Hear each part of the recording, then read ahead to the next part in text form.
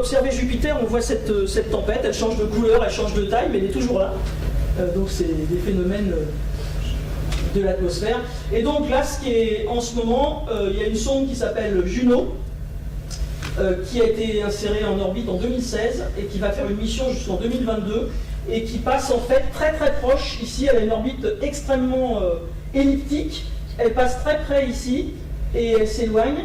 Et en fait, elle a une orbite vraiment très éloignée pour étudier de près le champ magnétique, notamment de Jupiter, en passant vraiment en rase-motte, quoi. Donc ils veulent comprendre plus près un certain nombre de choses sur le champ magnétique, savoir s'il y a un noyau rocheux. Alors ça, c'est un truc aussi. Est-ce qu'il y a un noyau rocheux dans ces planètes géantes qui sont gazeuses? Est-ce que le gaz s'est accroché? Quel est le mode de formation de ces planètes? Et est-ce qu'il y a eu un noyau rocheux sur lequel les gaz se sont accrétés en quelque sorte? Alors ça, c'est une image de Juno qui est beaucoup plus précise que tout ce qu'on avait avant sur, regardez, la haute atmosphère de Jupiter. C'est vraiment une œuvre d'art. C'est vraiment très joli. Vous trouvez tout ça évidemment sur Internet, sur les sites divers et variés. Et alors, ce qui est intéressant avec Jupiter, c'est donc ce petit satellite. Je ne sais pas lequel c'est, ça doit être Io sûrement.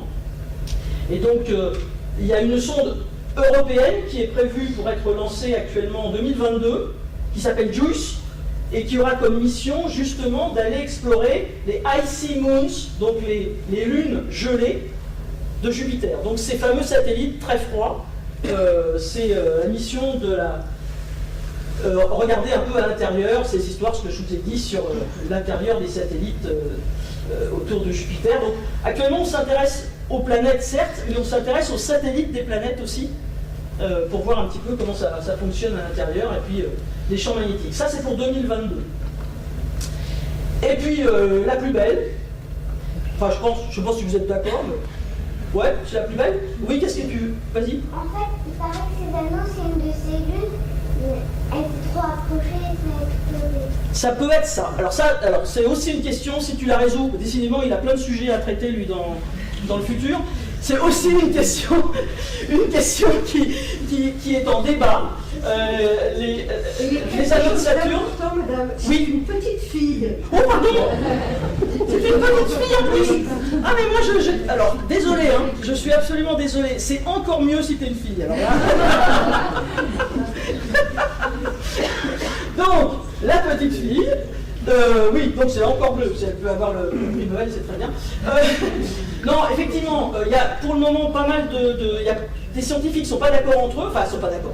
C'est pas qu'ils ne sont pas d'accord, c'est qu'il y a des preuves qui montreraient que c'est les restes de quelque chose c'est un satellite qui ne s'est jamais fabriqué, et en fait, il n'y a rien qui colle vraiment avec ce qu'on mesure, donc actuellement, la naissance même et l'âge des anneaux de Saturne est un sujet de débat international dans les congrès de planétologues.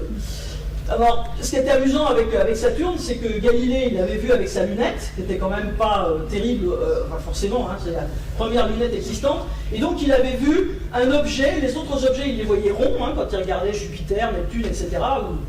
Mais alors, quand il a... Non, pas Neptune, parce que ce n'était pas découvert, mais Mars, Vénus, etc. Et puis là, il voyait des espèces de machins autour, là, de temps en temps, ça ressemblait à des... Voilà, des espèces d'anses, de temps en temps, à des espèces d'oreilles. Et donc il a dit, ok, je ne comprends pas ce que c'est que ce truc. Et en fait, c'est Huygens qui, quelques années plus tard, vous voyez, 46 ans plus tard, avec évidemment des meilleurs instruments d'observation, a émis l'idée que peut-être ces formes-là étaient liées au fait qu'il y avait un anneau autour de cette planète et qu'on ne le voyait pas toujours sous le même angle. Effectivement, il y a des moments où on ne voit pas les anneaux de Saturne, parce qu'il y a des moments où la Terre passe dans le plan des anneaux, dans le mouvement de Saturne autour du Soleil. Et donc il y a des moments où on est dans le plan, et donc on ne voit plus du tout les anneaux parce qu'ils sont en fait assez fins. Et donc Galilée, bon bah voilà, il avait lâché le morceau, il avait bien observé, et c'est Huygens qui a eu la bonne idée. Et ensuite, l'autre personnage important associé à Saturne, c'est Cassini, qui a découvert en 1675 que les anneaux n'étaient pas du tout... il avait vraiment vu un anneau, vous savez, pour jouer sur la plage avec pour mettre autour des quilles un truc solide. Cassini a vu le premier trou, en quelque sorte, qu'on appelle la division de Cassini, à l'intérieur des anneaux. Il a commencé à dire que l'anneau, il n'y en avait pas qu'un, il y en avait deux, et puis après, on en a découvert des quantités. Voilà, donc, elle met 30 ans, comme j'ai dit tout à l'heure, pour tourner autour du Soleil. Elle fait à peu près 100 fois la Terre en masse, Saturne. Et donc, il y a 62 satellites confirmés aujourd'hui. dont le satellite Titan, dont je vais dire 2 mots tout de suite. Voilà, donc Saturne c'est un monde, hein. Donc là vous avez des planétologues qui sont, je vais pas dire saturniens, mais qui n'étudient que, voilà. Donc Titan c'est le gros satellite qui est ici, et puis vous avez ici, donc vous voyez l'échelle, 2000 km, et puis vous avez des petits objets comme ça, là, ceux que j'ai soulignés en rouge, dont la taille a été multipliée par 5 ou 10, 5, pour qu'on les voit sur le schéma, quoi. Les petits pans, atlas, etc., etc. Vous remarquez un truc d'ailleurs au passage, c'est que quand les objets sont gros, ils sont bien sphériques, et quand ils sont moins gros, ils commencent à avoir des formes de cailloux un peu tordus. Ça, c'est un effet de la gravité, en fait. C'est la gravité qui fait qu'un corps d'une certaine masse et se retrouve sous forme d'une sphère. Donc Saturne, on connaît les anneaux qui sont tout près. En fait, il y en a qui vont assez loin, il y a pas mal d'anneaux de poussière, donc c'est un monde. Vous voyez, il y a des anneaux, ça c'est la division de Cassini, et puis il y en a d'autres, des divisions, voilà, il y a la division de machin, là, je ne sais plus comment il s'appelle d'ailleurs. Il y a A, B, C, D, F, G, vous voyez, E, on les a nommés avec des lettres dans l'ordre de découverte. Et puis il y a tout un paquet. Pareil, hein, même remarque que tout à l'heure, les satellites de Saturne ne sont pas alignés. Ils sont représentés, alignés sur ce schéma pour la même raison que tout à l'heure. Et les anneaux de Saturne, eh bien, on est toujours en... Voilà, il y a beaucoup d'eau. C'est essentiellement de la glace d'eau à 99%. Des morceaux de tailles différentes selon les anneaux, avec une épaisseur locale, c'est de la dizaine de mètres, et plutôt 1 km. En fait, ça peut être gondolé. Donc les anneaux de Saturne, c'est un monde en soi. C'est une superbe photo, ça, de la sonde Cassini, avec Titan, donc le plus gros satellite, avec les anneaux qu'on voit ici. Et vous voyez ici, qu'est-ce que c'est que ces trucs-là? C'est parce que le Soleil est par là, et qu'il éclaire Saturne à travers les anneaux, et ça, c'est l'ombre des anneaux sur la planète. Bon, voilà Titan, 5200 km, donc plus gros que la Lune, enfin, bon, c'est de l'ordre de grandeur.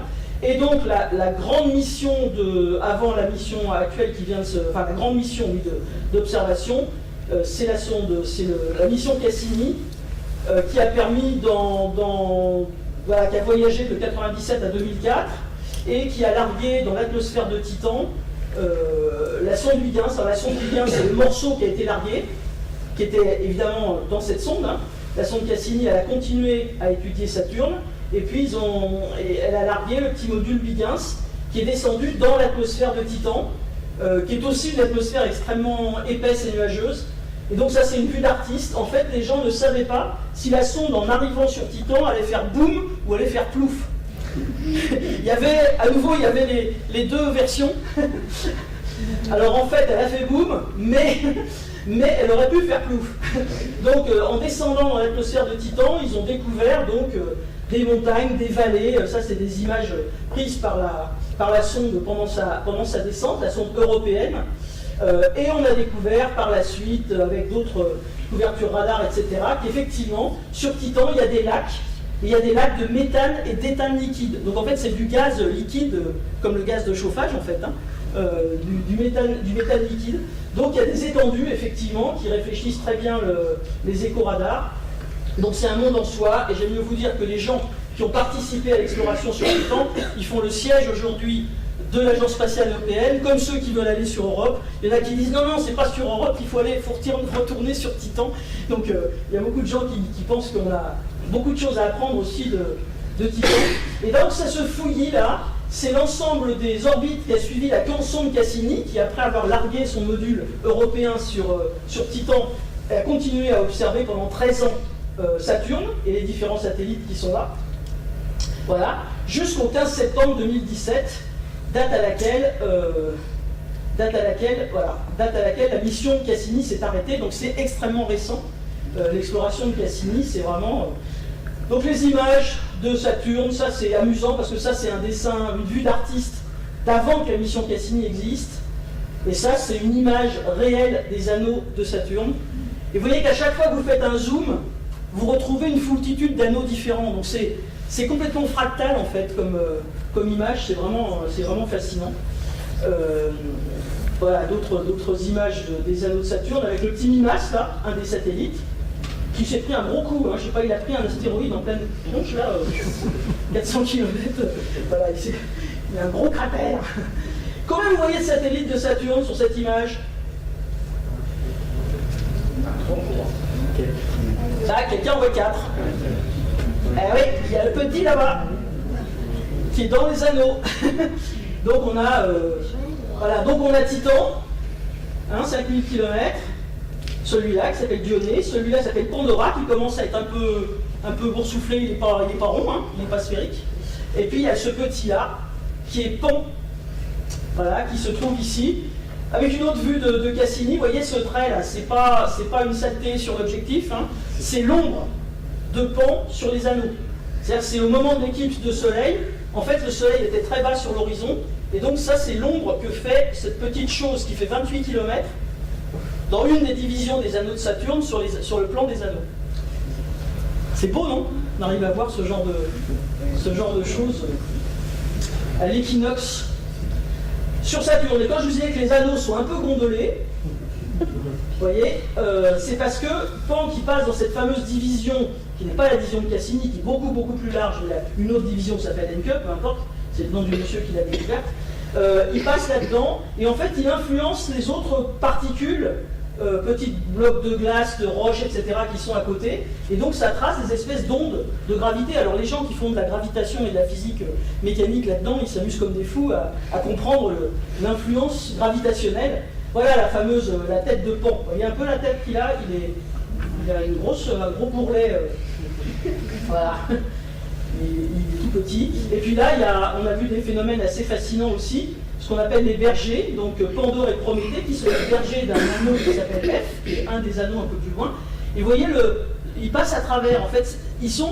En fait, les gens qui font de la mécanique spatiale, la mécanique de ce genre d'objets, disent que c'est le mouvement de ces deux objets-là qui, par gravitation, confine le matériau à l'intérieur. C'est pour ça qu'on les appelle les bergers de l'anneau F, c'est qu'ils passent leur temps à passer à travers et que leur effet gravitationnel sur les poussières, les cailloux, les roches qui sont là-dedans, font que l'anneau il reste sous forme d'anneau. Donc c'est assez joli. Vous voyez, le Prométhée, il est passé là, il repart, il revient. Voilà, c'est les bergers de l'anneau F. Donc les anneaux de Saturne, c'est pareil, hein, on pourrait faire un exposé uniquement dessus. Et celle-là, je l'aime bien aussi, je l'ai mise parce que c'est des pics de glace en fait, qui font 3500 km. C'est l'ombre des pics de glace qui sont là, qu'on voit sur les anneaux de Saturne. Ça, c'est une image qui a été faite à 800 000 km de Saturne par la sonde Cassini, c'est absolument superbe. Donc voilà, et ça a été perturbé par des satellites qui passent ici. Donc c'est un monde en soi, les anneaux de Saturne. Les gens sont très tristes en fait de la fin de... Ça c'est intéressant aussi, ça c'est vraiment une découverte assez récente. C'est, comment ils appellent ça déjà? J'ai mis une hélice. C'est un objet qui fait une dizaine de kilomètres et qui est un objet qui interagit avec l'anneau et qui va faire une espèce de petite... En fait, on pense que ça, c'est une lune en formation. C'est un nouveau satellite de Saturne qui est en formation dans les anneaux. Hein, ça a été d'ailleurs modélisé par des physiciens avant qu'on les découvre dans les anneaux. Donc ça, c'est les fameuses ellipses. Donc c'est une lune en formation qui commence à faire... tout ça à cause de la loi de Kepler dont je parlais tout à l'heure, hein, parce que les objets qui ne sont pas à la même distance ne vont pas à la même vitesse. Donc dès que vous avez un objet, un petit truc qui commence à s'accréter, tout ne va pas à la même vitesse et ça finit par fabriquer un petit objet qui va finir par sortir. Donc les anneaux de Saturne, c'est une usine à fabriquer des satellites en fait. Et hop, ça accrète de la matière et ça sort. Voilà. Et ça a été prédit en 2000 et c'est découvert actuellement par centaines. Donc c'est vraiment... Et donc, ce qui est intéressant avec les anneaux de Saturne, c'est que je dis ici, hein, ça constitue un véritable laboratoire d'études pour la formation du système solaire et des autres systèmes d'ailleurs. Mais on a sous la main, là aussi, un laboratoire grandeur nature de fabrication de satellites dans des nuages de particules, dans des anneaux de particules. On sait qu'il y a un anneau autour de Jupiter, de Saturne, d'Uranus, de Neptune. Donc c'est un mode normal et c'est une façon de fabriquer des satellites autour. Voilà, donc la sonde Cassini, elle a fini son parcours. Ça, c'est une image de Cassini qui est assez superbe, où on voit en contre-jour, en fait. Hein. C'est comme la poussière sur le pare-brise. Hein. Quand on voit les petites poussières comme ça, la lumière est diffusée par la poussière, le soleil il est derrière là-bas. Et puis on a... alors il y a deux choses importantes sur cette image. Il y a d'abord ces tas de panaches qui sont là, qui sont des panaches qui ont été photographiés ensuite par la sonde Cassini, qui sont des geysers de glace qui sortent d'un des petits satellites qui s'appelle Encelade. Donc c'est sur l'orbite d'Encelade qu'il y a ces espèces de petits panaches là. Et ça, c'est de la glace qui a été émise. Donc on retombe dans le même problème que Europe tout à l'heure. C'est-à-dire qu'on pense aujourd'hui qu'au sein d'Encelade, il y a de la glace sous pression qui est générée par le satellite. Et puis la deuxième chose que je voulais vous montrer sur cette image, c'est ce petit point-là. Vous avez une idée de ce que c'est, ce petit point-là? Yes, c'est la Terre. Donc ça, c'est ce petit point qui est ici. C'est la Terre vue par la station de Cassini à travers les anneaux de Saturne à 1,3 milliard de kilomètres, c'est-à-dire à 80 minutes-lumière de nous. Voilà. C'est assez joli. Voilà, et donc le plongeon, je vous fais le plongeon, puis je vais peut-être m'arrêter là parce que je vais exploser le temps de toute façon. C'est dommage parce que je voulais montrer d'autres choses, mais bon, on ne peut pas tout faire. Voilà, donc le petit plongeon, parce qu'il est assez sympa. Le plongeon de la sonde Cassini, ça aussi c'est un... Donc ils ont vraiment maintenu, la décision a été prise de la faire plonger et de passer par des orbites très proches de la planète où elle n'était jamais passée, parce que pendant 13 ans, elle a tourné. Et pour bien comprendre le champ magnétique de la planète, il a fallu la faire passer très proche. Or, ils avaient très peur qu'il y ait beaucoup de poussière et beaucoup de cailloux, et qu'on tue finalement la sonde en passant très proche. Donc ils ont gardé ça pour la fin, en quelque sorte. Et finalement, d'ailleurs, ils n'ont pas vu énormément de cailloux près de la planète elle-même. Et donc ça, c'est une image de ce qui est devenu la sonde Cassini, puisqu'elle est rentrée dans l'atmosphère de Saturne, et en chauffant, ce qu'on a vu là, et en étant complètement... Voilà, ça a détruit en fait la sonde. Hein. Elle a chauffé, et puis elle a dû tellement chauffer qu'elle a fait une magnifique étoile filante, en fait, en quelque sorte. Hein, une espèce de météore, avec la sonde qui a brûlé en rentrant dans l'atmosphère de Saturne. Donc c'était le 15 septembre 2017, événement qui était retransmis en direct à la Cité de l'Espace à Toulouse, à la Cité des Sciences de la Villette à Paris et dans d'autres endroits. C'était aussi un moment aussi émouvant que ce que je vous ai montré de Curiosity tout à l'heure, mais un peu différent, parce que c'était la fin d'une longue histoire, et ces gens qui ont vécu avec tous les matins les images de Cassini qui arrivaient, etc., il y avait beaucoup d'émotions. 13 ans, ça fait long, et c'est un projet qui a apporté une quantité d'informations. Il y en a pour des décennies de travail pour les jeunes chercheurs qui vont travailler sur les données de la sonde Cassini, pour mieux comprendre le système Saturne, etc. etc. Donc ça, c'est complètement un sujet d'actualité aussi. Et ça, c'est la dernière image que Cassini a faite avant d'exploser. Ils ont essayé de maintenir vraiment le plus longtemps possible la sonde en position pour que l'antenne soit dirigée vers la Terre et continuer à récupérer des données qui étaient fournies par les instruments qui étaient à bord. Voilà, ça c'était assez joli. Qu'est-ce que j'ai là? J'ai un quart d'heure. Je vous le passe en vite fait, parce que là, Uranus, de toute façon, on ne l'a jamais exploré vraiment. On a des images, ça c'est une image du Space Telescope. Elle a aussi sa tache rouge, sauf qu'elle est bleue. Voilà, donc 27 satellites, tout ça c'est des informations que vous pouvez trouver, mais c'est les meilleures images qu'on ait des planètes lointaines, là, Uranus et Neptune. Malheureusement, il n'y a pas de projet d'exploration spécifique de ces deux planètes. Ce qu'on sait d'elles, on le sait grâce à la sonde Voyager dont je vous ai parlé tout à l'heure, qui est passée à côté de Uranus et de Neptune. Alors Uranus et Neptune, c'est de l'hydrogène et de l'hélium. Alors là, c'est purement ça, de ce qu'on sait aujourd'hui, hein.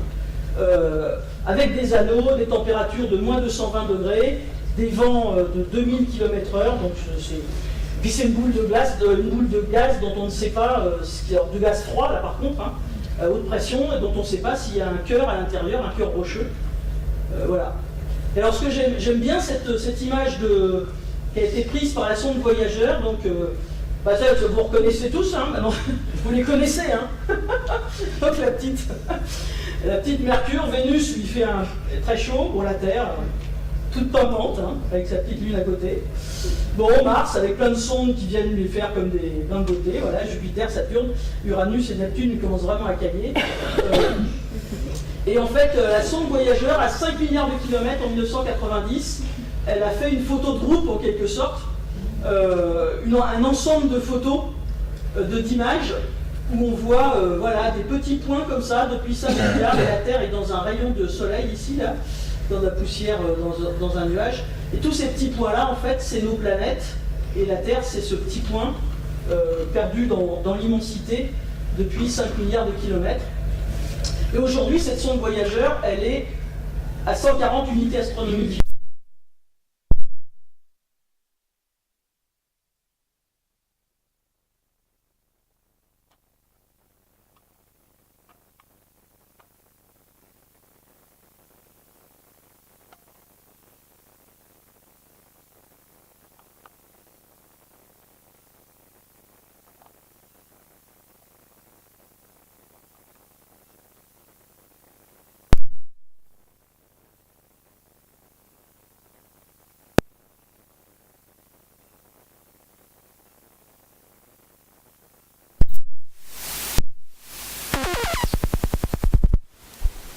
Et des comètes comme Hyakutake qui est passée une fois, dont on peut deviner qu'elle va là-bas et que si elle revient, elle reviendra dans très longtemps. Voilà. Et donc les comètes, elles s'allument en quelque sorte, la queue commence à se générer et les queues des comètes sont toujours opposées au Soleil évidemment puisque les matériaux sont poussés par la matière qui est éjectée par le Soleil et par les rayons lumineux aussi. Donc ça fait des queues qui sont toujours opposées au Soleil, ce que les anciens ont découvert assez rapidement. Et bon, on pense que les comètes sont à l'origine de pas mal de nos étoiles filantes, puisque en fait, comme elles se dépiotent un peu quand elles arrivent près du Soleil, elles laissent de la matière, et quand la Terre passe dans une zone qui a été ensemencée finalement par des blocs rocheux qui se sont détachés de comètes, et ben c'est ça qui fait des morceaux de roche qui rentrent dans l'atmosphère de la Terre, et ces roches en rentrant dans l'atmosphère de la Terre dégagent de la lumière, chauffent, dégage de la lumière et ça fait ce qu'on appelle des étoiles filantes. Étoiles filantes, c'est rien à voir avec des étoiles, c'est des cailloux qui tombent dans l'atmosphère de la Terre et qui chauffent au passage de la traversée de l'atmosphère. C'est pour ça qu'il y a des endroits particuliers où tous les ans on dit tiens, il y a les Perséides à tel moment, parce qu'il y a une comète qui a laissé pas mal de matière à cet endroit-là, et tous les ans, à la même période, voilà, donc la comète ouest, si elle repasse, c'est dans 560 000 ans, donc voilà. Par contre, il y a des petites comètes comme ça qui tournent tous les 6 ans. Donc voilà, il y a toutes sortes de 2500 ans pour la superbe comète Hale-Bopp de 97. Et donc 76 ans pour la comète de Halley, 70 000 ans pour Hyakutake. Voilà. Donc voilà, et puis on peut avoir très bien des comètes qui arrivent et qu'on n'a jamais vues. Et donc je vais quand même vous dire 2 mots de l'extraordinaire projet qui a défrayé la chronique et dont vous avez tous entendu parler. Vous savez ce que c'est comme projet, les enfants, là? Non. Oh, alors ça m'étonne, j'arrive à la coincer. Voilà, donc il y a eu il y a eu une vingtaine de missions cométaires depuis 1985, c'est très récent. Hein. Uniquement des survols, bon 7 échecs d'abord, 12 survols et puis un impacteur, c'est-à-dire un objet qui allait cogner sur la comète pour générer de la poussière. Voilà. Et donc le défi de l'Agence spatiale européenne, c'était d'atterrir, d'atterrir, c'est beaucoup dire, parce qu'une comète c'est tellement léger qu'on n'atterrit pas vraiment, il faut plutôt s'accrocher au passage. Et donc le projet qui a été décidé, c'était d'aller s'accrocher sur une comète qui s'appelle Churyumov-Gerasimenko, du nom des 2 Russes qui l'ont découvert. Évidemment, ça a été abréviationné. Une abréviation, on l'appelle Churi, parce que pour les journalistes et les médias, c'était quand même plus facile de... Voilà, parce que là, c'était difficile, tout le monde dit à vos souhaits. Donc, c'est une comète qui passe assez souvent, et donc la sonde européenne qui a été envoyée, qui s'appelle Rosetta, elle avait 11 instruments à bord, et elle avait en particulier le petit robot Philae, qui portait 10 instruments, et qui était donc censé s'accrocher, il s'est d'ailleurs accroché, mais dans des conditions un peu étranges, il devait s'accrocher sur la comète. Voilà, donc le parcours de l'expédition, là, c'était lancement en 2000...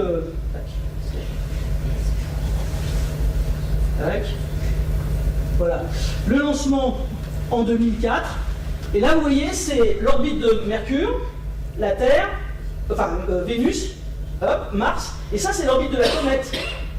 Et vous allez la voir passer, parce qu'elle passe tous les 6 ans, vous allez la voir passer une fois pour rien, enfin en quelque sorte, parce qu'on l'a pas... Voilà, donc ça c'est l'assistance gravitationnelle, donc c'est là qu'on cède, en fait, avec la mécanique, on cède pour se faire accélérer par une des planètes, hein, que ce soit Vénus, Mars, etc. Elle est passée à côté d'un astéroïde qui s'appelle Styx, qu'elle a photographié en passant. Et là, on fait un zoom arrière et on voit l'orbite de la comète elle-même. Et là, elle est passée à côté de l'astéroïde Lupiska. Et là, il y a un moment où on a demandé les instruments ont été mis en sommeil, en fait. Hein. Ils ont été mis en sommeil en juin 2011 pour 31 mois, parce qu'il n'y avait plus rien à faire, il n'y avait rien à voir. Là, on les a réveillés, en fait, en janvier 2014. C'est pour ça que j'ai dit... Parce qu'on va bientôt arriver. Et là, on a réussi, effectivement, à ce que le vaisseau spatial arrive sur la comète. C'est uniquement à ce moment-là qu'ils ont vu la forme du noyau de la comète. Il n'y avait pas encore les panaches de gaz qui partaient. Hein. Et c'est là qu'ils ont découvert seulement en août 2014, ils étaient partis en 2004, quelle était la forme de l'objet et savoir où est-ce qu'on allait poser ce satané Philae. Et donc ils ont décidé de poser le Philae là-haut, sur un endroit qui était censé être bien plat, de façon à ce que Philae puisse prendre des photos panoramiques qui seraient sur les premières pages des journaux, etc. etc. Le 12 novembre 2014. Alors, ce qui était censé se passer, c'était ça. Voilà, donc c'est très sympa. Voilà, c'était prévu pour Philae le 12 novembre 2014, c'est que Philae était comme ça, sortait, descendait tout seul en fait. Il y a une très très faible gravité, il ne risque pas de tomber sur une comète. Sur une comète, la gravité elle est quasiment nulle. Donc il tombe tout doucement, à 1 mètre par seconde, tranquillement. Et là, il fallait qu'il s'accroche. Et les scientifiques ne savaient pas s'il allait s'accrocher sur un terrain mou ou sur un terrain dur. Ils craignaient plutôt le terrain mou. En fait, ce qu'on craignait, c'est que c'est de la poussière et que les caméras qui étaient dans les instruments qui étaient ici, et de la poussière jusque-là, et qu'on ne voit rien. C'était ça la crainte. Et d'ailleurs, ils avaient mis des gros patins aux pieds qui se sont accrochés là. Ils avaient mis des gros patins pour pas que ça descende dans la poussière.